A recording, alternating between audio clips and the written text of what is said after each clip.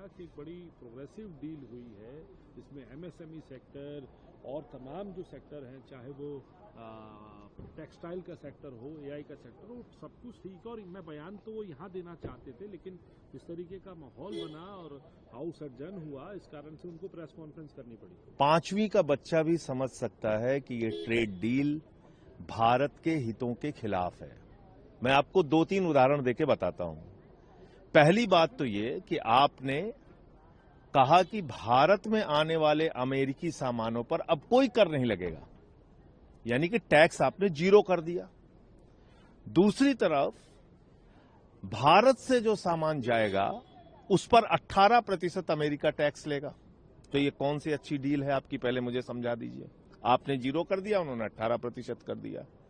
America कह रहा है कि आप रूस से तेल नहीं खरीदेंगे, और अगर आप रूस से तेल नहीं खरीदेंगे, जहां से कि हम आज की तारीख में लगभग 40% कच्चा तेल हम रूस से खरीदते हैं, और अगर आप रूस से तेल खरीदना बंद करेंगे तो करीब करीब 70 से 80 हजार करोड़ रुपए सालाना भारत को नुकसान होगा, यानी कि भारत की जनता से वो पैसा वसूला जाएगा। तो 80 हजार करोड़ रुपए का चूना देश के लोगों को आप क्यों लगा रहे हैं?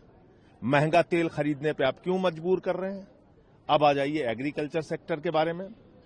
क्या कहा वहां की एग्रीकल्चर सेक्रेटरी ने कि अमेरिका के किसानों के लिए भारत का बड़ा बाजार खुल गया।